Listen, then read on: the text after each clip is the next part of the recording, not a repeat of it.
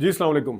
ਅੱਜ ਤੋਂ ਅਸੀਂ ਪੰਜਾਬੀ ਬੈਠਕ ਵੀ ਸ਼ੁਰੂ ਕਰ ਰਹੇ ਹਾਂ। ਪੰਜਾਬ ਦੇ ਵਿੱਚ ਸਿਆਸਤ ਕਿਵੇਂ ਹੋ ਰਹੀ ਹੈ ਔਰ ਖਾਸ ਤੌਰ ਤੇ ਕਿਉਂਕਿ ਪੰਜਾਬ ਸਭ ਤੋਂ ਵੱਡਾ ਸੂਬਾ ਹੈ ਔਰ ਪੰਜਾਬ ਦੇ ਸੂਬੇ ਦੀ ਜਿਹੜੀ ਸਿਆਸਤ ਹੈ ਉਹ ਬਾਕੀ ਸੂਬਿਆਂ ਦੇ ਉੱਤੇ ਕਿਵੇਂ ਅਸਰਅੰਦਾਜ਼ ਹੁੰਦੀ ਹੈ, ਉਹਨੂੰ ਕਿਵੇਂ ਮੁਤਾਸਰ ਕਰਦੀ ਹੈ ਬਾਕੀ ਸੂਬਿਆਂ ਦੇ ਵਿੱਚ, ਔਰ ਵਫਾਕ ਦੇ ਵਿੱਚ ਜਿਹੜਾ ਕੁਝ ਪੱਕ ਰਿਹਾ ਜੋ ਕੁਝ ਹੋ ਰਿਹਾ ਉਹਦੇ 'ਚ ਕੀ ਹੋਏਗਾ, ਔਰ ਆਉਣ ਵਾਲੇ ਜਿਹੜੇ ਕੇਸ ਨੇ ਉਹਦੇ ਬਾਰੇ 'ਚ ਜਿਹੜੇ ਨੇ ਉਹ ਦੱਸਦੇ ਨੇ ਜੱਜਸ ਕੀ ਕਰਨ ਜਾ ਰਹੇ ਨੇ ਔਰ ਤਹਿਰੀਕ ਇਨਸਾਫ ਜਿਹੜੀ ਹੈ ਉਹ ਕੀ ਕਰਦੀ ਪਈ ਹੈ।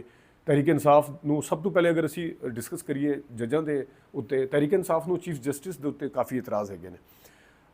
ਉਹਨਾਂ ਦਾ ਮੰਨਣਾ ਇਹ ਵੇ ਕਿ ਇਹਨਾਂ ਨੇ ਕਿਉਂਕਿ ਸਾਡੇ ਕੋਲੋਂ ਇੰਤਖਾਬੀ ਨਿਸ਼ਾਨ ਵਾਲਾ ਫੈਸਲਾ ਕੀਤਾ ਸੀ, ਉਸ ਤੋਂ ਪਹਿਲੇ ਕਿਉਂਕਿ ਰੈਫਰੈਂਸ ਜਦੋਂ ਲੈ ਗਿਆ ਸਨ ਤੁਹਾਨੂੰ ਯਾਦ ਹੋਏਗਾ ਆਰਿਫ ਅਲਵੀ ਸਾਹਿਬ ਸਦਰ ਸਨ ਤੇ ਵਜ਼ੀਰ ਆਜ਼ਮ ਸਾਹਿਬ ਸਨ ਇਮਰਾਨ ਖਾਨ ਸਾਹਿਬ, ਤੇ ਉਸ ਵਕਤ ਕੀ ਹੋਇਆ ਸੀ ਕਿ ਇਹ ਰੈਫਰੈਂਸ ਲੈ ਕੇ ਗਏ ਸਨ। ਉਸ ਟਾਈਮ ਇਹ ਚੀਫ ਜਸਟਿਸ ਨਹੀਂ ਸਨ ਬਣੇ ਤੇ ਉਸ ਵੇਲੇ ਜਿਹੜਾ ਅਦਮ ਇਤਮਾਦ ਕੀਤਾ ਸੀ ਰੈਫਰੈਂਸ ਉਹ ਮਤਲਬ ਚੀਫ ਜਸਟਿਸ ਸਾਹਿਬ ਨੇ ਜਿਹੜੇ ਹੁਣ ਦੇ ਚੀਫ ਜਸਟਿਸ ਨੇ ਉਸ ਵੇਲੇ ਤਾਂ ਇੱਕ ਜਿਹੜਾ ਗੁੰਝਲ ਸੀ ਉਸ ਵੇਲੇ ਪੈ ਗਿਆ ਸੀ, ਇੱਕ ਲੜਾਈ ਜਿਹੜੀ ਸੀ ਉਸ ਵੇਲੇ ਪੈ ਗਿਆ ਸੀ, ਇੱਕ ਪੇਚਾ ਪੈ ਗਿਆ ਸੀ ਉਸ ਵੇਲੇ। ਤੇ ਜਿਨ੍ਹਾਂ ਦੇ ਨਾਲ ਪੇਚਾ ਪਿਆ ਹੋਇਆ ਉਸ ਤੋਂ ਬਾਅਦ ਫਿਰ ਉਸ ਟਾਈਮ ਦੇ ਜਿਹੜੇ ਚੀਫ ਜਸਟਿਸ ਸਨ ਗਲਬਨ ਉਮਰਤਾ ਬੰਦਿਆਲ ਸਨ ਜਾਂ ਗੁਲਜ਼ਾਰ ਸਾਹਿਬ ਸਨ, ਉਹਨਾਂ ਨੇ ਕਿਹਾ ਸੀ ਕਿ ਤੁਸੀਂ ਜਿਹੜਾ ਇਹ ਫੈਸਲਾ ਨਹੀਂ ਕਰ ਸਕਦੇ, ਤੁਸੀਂ ਉਹਨਾਂ ਕੇਸਾਂ ਦੇ ਵਿੱਚ ਨਹੀਂ ਬਹਿ ਸਕਦੇ ਜਿਨ੍ਹਾਂ ਕੇਸਾਂ ਦੇ ਵਿੱਚ ਇਮਰਾਨ ਖਾਨ ਸਾਹਿਬ ਹੋਣਗੇ ਕਿਉਂਕਿ ਤੁਸੀਂ ਇੱਕ ਪਾਰਟੀ ਬਣ ਗਏ ਹੋ।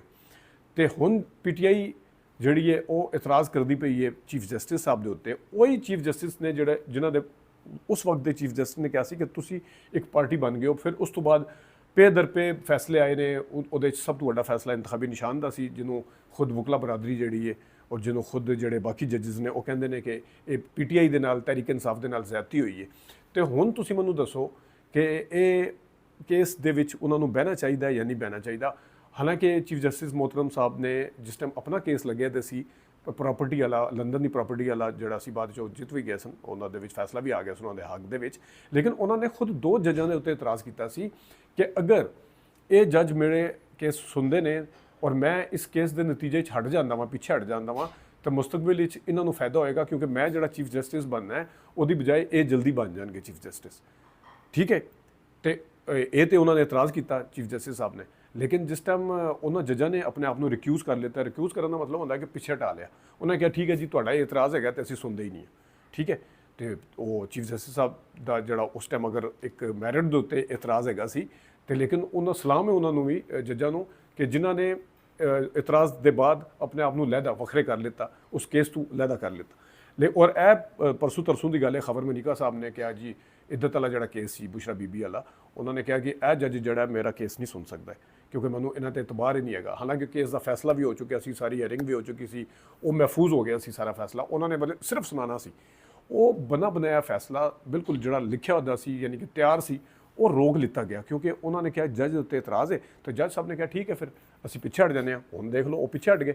ਠੀਕ ਹੈ, ਕੱਲ੍ਹ ਕਲਾ ਜਿਹੜਾ ਵੀ ਫੈਸਲਾ ਆਏਗਾ ਖਬਰ ਮਨੀਕਾ ਸਾਹਿਬ ਉਹਦੇ 'ਤੇ ਅਗਰ ਉਹਨਾਂ ਦੇ ਖਿਲਾਫ ਆਉਂਦਾ ਉਹਦੇ 'ਤੇ ਇਤਰਾਜ਼ ਇਸ ਵਾਸਤੇ ਨਹੀਂ ਕਰ ਸਕਦੇ ਕਿਉਂਕਿ ਉਹਨਾਂ ਦੇ ਕਹਿਣ ਦੇ ਉੱਤੇ ਇੱਕ ਜੱਜ ਪਿੱਛੇ ਹਟ ਗਿਆ ਤਾਂ ਦੂਜੇ ਜੱਜ ਨੇ ਆ ਕੇ ਸੁਣਾਇਆ। ਠੀਕ ਹੈ, ਤੇ ਇਸੀ ਉਸ ਨੂੰ ਮੱਦੇਨਜ਼ਰ ਰੱਖਦੇ ਹੋ ਅਗਰ ਤੁਸੀਂ ਇਹ ਦੱਸੋ ਕਿ ਪੀਟੀਆਈ ਅਗਰ ਇੱਕ ਜੱਜ ਦੇ ਉੱਤੇ ਇਤਰਾਜ਼ ਕਰ ਰਹੀ ਹੈ ਲੇਕਿਨ ਉਹ ਜੱਜ ਫਿਰ ਵੀ ਆਪਣੇ ਆਪ ਨੂੰ ਪਿੱਛੇ ਨਹੀਂ ਕਰਦਾ, ਵੱਖਰੇ ਨਹੀਂ ਕਰਦਾ ਕੇਸ ਤੋਂ, ਤੇ ਫਿਰ ਉਹ ਇਤਰਾਜ਼ ਬਣਦਾ ਕਿ ਨਹੀਂ ਬਣਦਾ ਕਿ ਇਹ ਤੇ ਅਸੀਂ ਤਾਂ ਪਹਿਲਾਂ ਕਹਿ ਰਹੇ ਸਾਂ ਸਾਡੇ ਖਿਲਾਫ ਫੈਸਲਾ ਆਏਗਾ, ਤਾਂ ਉਸ ਫੈਸਲੇ ਦੀ ਜਿਹੜੀ ਸਾਖ ਕੀ ਹੋਏਗੀ, ਉਹਦੀ ਕ੍ਰੈਡੀਬਿਲਿਟੀ ਕੀ ਰਹਿ ਜਾਏਗੀ, ਉਹਦਾ ਕਿੰਨਾ ਅਸਰ ਰਹਿ ਜਾਏਗਾ, ਉਹਨੂੰ ਕਿੰਨਾ ਇਨਸਾਫ ਤੋਂ ਮਬਨੀ ਫੈਸਲਾ ਸਮਝਣਗੇ।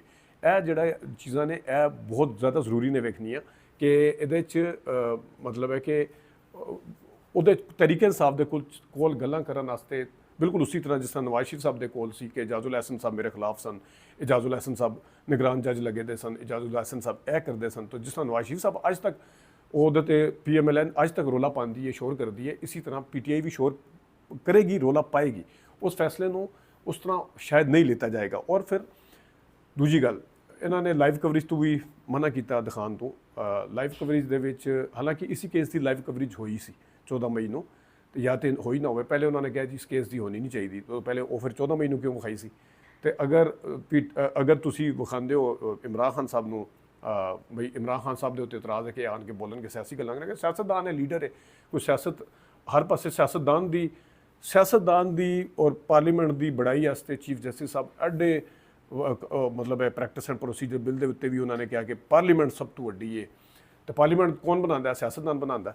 ਉਹਦੇ ਵਿੱਚ ਅਵਾਮੀ ਨੁਮਾਇੰਦੇ ਆਉਂਦੇ ਨੇ ਨਾ, ਤੇ ਜਦੋਂ ਸਿਆਸਤਦਾਨ ਪਾਰਲੀਮੈਂਟ ਬਣਾਉਂਦਾ ਹੈ ਤੇ ਸਿਆਸਤਦਾਨ ਅਗਰ ਕੋਈ ਗੱਲ ਆ ਕੇ ਕਰੇਗਾ ਤੇ ਉਹ ਤੁਸੀਂ ਕਿਵੇਂ ਉਹਨੂੰ ਮਨਾ ਕਰ ਸਕਦੇ ਹੋ? ਇੱਕ ਪਾਸੇ ਤੁਸੀਂ ਸਿਆਸਤਦਾਨ ਦਾ ਰੁਤਬਾ ਹਾਈ ਕਰ ਰਹੇ ਹੋ, ਪਾਰਲੀਮੈਂਟ ਦਾ ਰੁਤਬਾ ਹਾਈ ਕਰ ਰਹੇ ਹੋ, ਉਸ ਪਾਰਲੀਮੈਂਟ ਦਾ ਜਿਹਦੇ ਸਿਆਸਤਦਾਨ ਬੈਠੇ ਹੋਏ ਨੇ, ਤੁਸੀਂ ਕਹਿੰਦੇ ਹੋ ਜੁਡੀਸ਼ਰੀ ਵੀ ਉਹਦੇ ਥੱਲੇ ਵੇ, ਤੁਸੀਂ ਕਹਿੰਦੇ ਹੋ ਆਇਨ ਜਿਹੜਾ ਨਾ ਉਹ ਬਣਾਉਂਦੀ ਹੈ ਤੇ ਆਇਨ ਦੇ ਮੁਤਾਬਿਕ ਪਾਰਲੀਮੈਂਟ ਸੁਪਰੀਮ ਹੈ, ਸਭ ਤੋਂ ਆਲਾ ਅਦਾਰਾ ਹੈਗਾ, ਸਭ ਤੋਂ ਵੱਡਾ ਅਦਾਰਾ ਹੈ।